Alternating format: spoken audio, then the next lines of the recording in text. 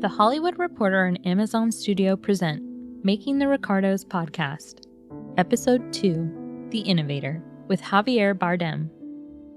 I'm Ted Brown with The Hollywood Reporter. I'm here with Javier Bardem, playing the legendary Desi Arnaz from the movie Being the Ricardos. Javier, welcome. I wanted to first ask if you had a relationship with I Love Lucy, the show, growing up, watching reruns, favorite scenes, anything like that. I'm 52 years old, and yes, I've seen some episodes back in the day that they were coming from the States. It was not very common that you could see those TV shows.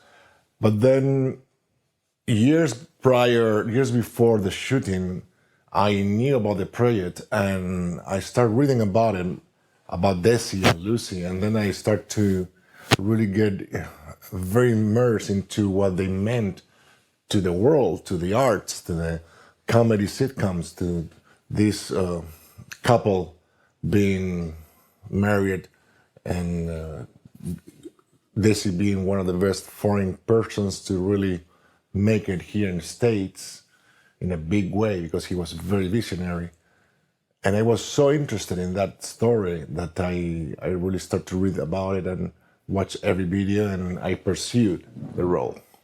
I chased the role because I was immediately linked to what he meant. I mean, I loved him as a person, what he represented.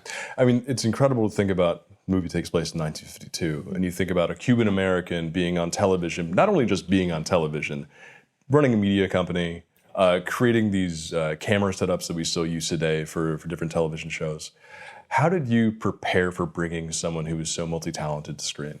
What, like everybody, like every other actor, I just got all the information that I could, which is his book, which is called A Book, which I love the title. I mean, it's so fun to read. His sense of humor is so great and pointing. And also there's a lot of dramatic situations going on in his life where adds the depth that he had.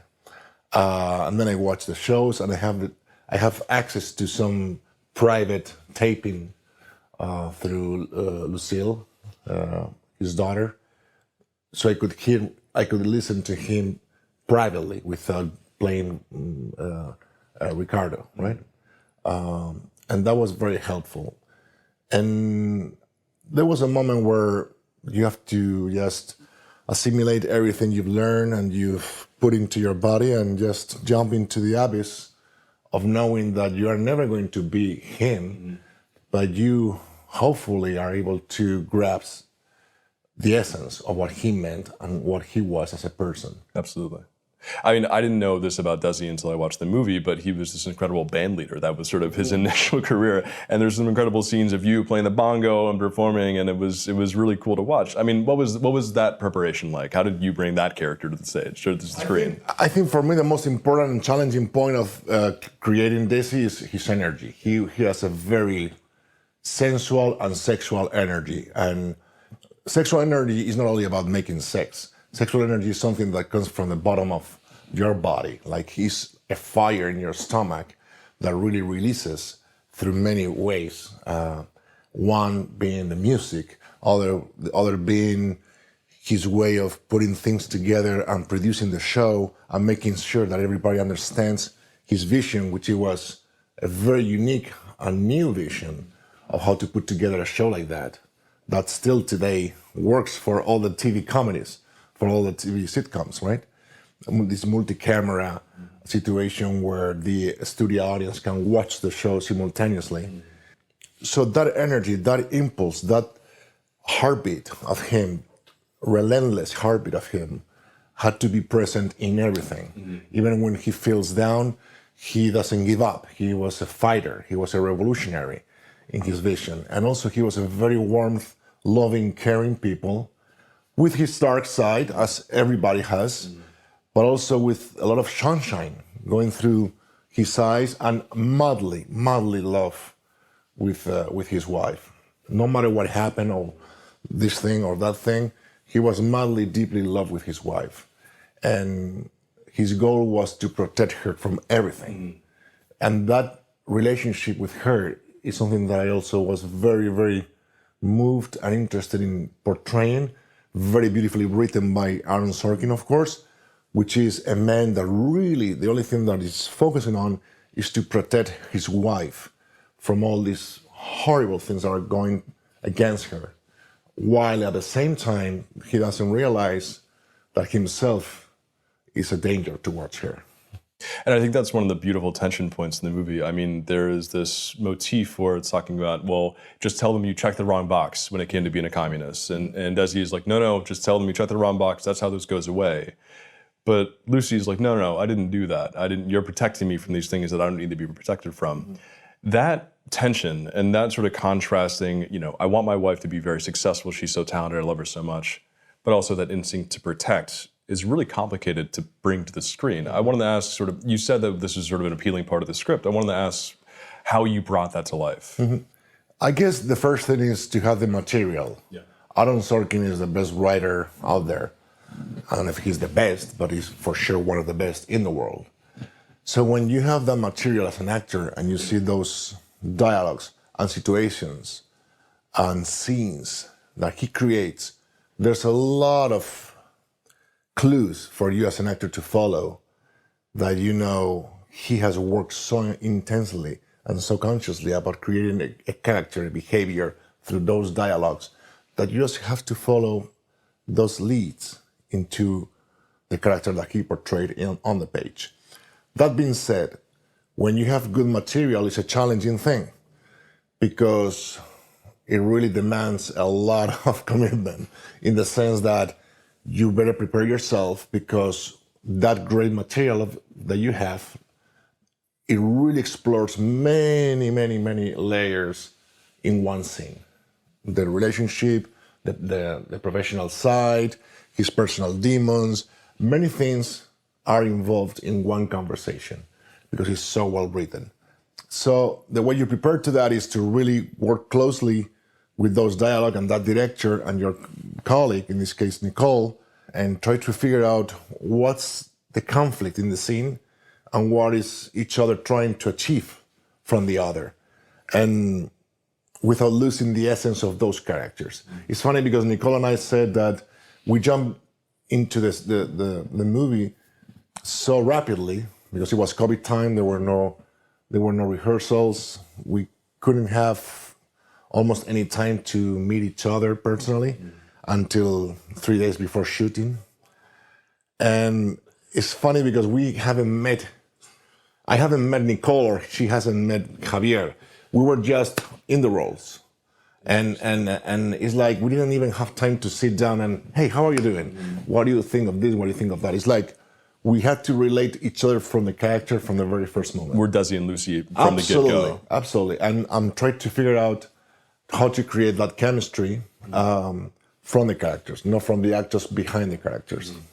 You said you read Desi's book, and I know that Desi's book is sort of one of the only sort of pieces of literature about this life that they were living together. Were there any favorite stories that you had that you used for inspiration as you were sort of taking on this very dynamic person? There are many, many, many. I mean, I really highly recommend that book, call it book, because it's so funny, but it also takes so much of the story of Cuba, part of Cuba revolution, and also his hard way to get into his dream of his, the dream of his, which was being a musician, when he really was coming here with one hand, like he said, con una mano delante y otra detrás, like almost with no pennies in the pocket. And then little by little, he really tried to accomplish to have a voice on its own that people from outside was very curious to see, hey, this thing that you're doing, I never seen before. What is that? And then he trusts so much in his own ability to really strengthen that voice of his, that vision of his, that taste for the music that he was bringing from Cuba into this country, that all of a sudden people were taken back by the power of how he was defending that and he was portraying that.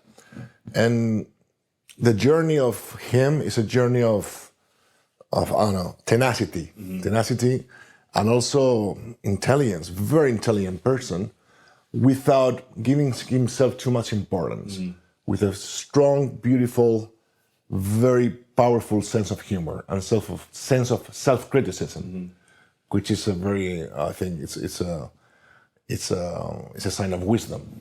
Absolutely. And I think that one of those key points of not putting himself first is the fact that he had the vision to say, my wife needs to be the person. She's the person that we need to push the for. She's the person that's the most important character in all this. But that must have been an interesting tension to play, right? Because I think that Desi probably thought of himself as sort of this leading character, and he said, oh, wait, but then my wife is the real deal here. We're going to put her to the front. Was that anything that came up when you were trying to prepare for this and bring that to the screen? Was that like a tension that you explored? Yes, absolutely. I mean, he in the story also is told how he felt with that, with being, as they call, the second banana. And of course, there was some struggle with that, and there's pride, and there's some kind of sense of humiliation, because he was behind of the most important and creative decisions in the show. And sometimes he wasn't having the credit. He wasn't taking the credit for it. Not only taking the credit, but not giving the credit for it from others. And the literal credit, getting the exact, Absolutely. yeah. And that had to do also as well with his nationality, with his origins, with him being a foreigner. But he knew his place. He knew his place, and I guess, that conflict triggered other responses that has to do with his education, the way he was educated culturally, in the time he was educated, in the country he was educated by his father or grandparents, where the idea of manhood, it was very specific at that time. And I guess the pressure of that, and dealing with that lack of recognition, maybe triggered some other things that he thought it was fine. He was okay with that. It was fair to feel and act that way in order to contain these others. And I guess the movie really explains and explores that conflict and that fire within that relationship very beautifully, which is, at the end of the day, the bottom line of two persons loving each other and not being able to really maintain a link of trust, a link of really knowing the other person's flaws and accepting it. Absolutely. I think that JK, as Bill Frawley said, comes from a place that has a very narrow definition of manhood and Absolutely. sort of that topic to explore. Absolutely. My last question is asking about both Ricardos and I Love Lucy as a show. Why do you think both of them have this incredible legacy that we still feel today? Because they were geniuses. And I tell you that once I start to watch the shows, first I have to watch the show that we portray in the movie, Fred and Ethel fight. Right. And then I saw the shows, but I saw that particularly like 300 times to get the tone. And every time I watch it, I saw something new. And there was a moment where it's like, out of the obsession of me playing the character, because there's a moment where you are absolutely obsessed. But beyond the obsession of an actor watching the character he's supposed to play, I was really paying attention to the detail of those two comedians creating something so revolutionary and new and advanced and so skilled by the time that it was recorded, that I was even today saying, how many comedians are able to do that timing today at that speed?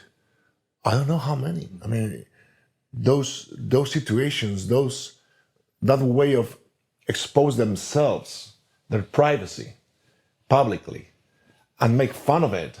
And I'm sure that was hard to maintain when the lights goes off and you go back home, because it was so public, and they were making a big thing they were making a show about themselves and showing their love so openly that I don't know how much of a wound that will create in a relationship after so many years of exposition, I think. Javier, thank you so much. That was a wonderful conversation. Thank you for listening to Making the Ricardos. Be sure to subscribe to hear our upcoming episodes, and go see Being the Ricardos in theaters and on Amazon Prime now.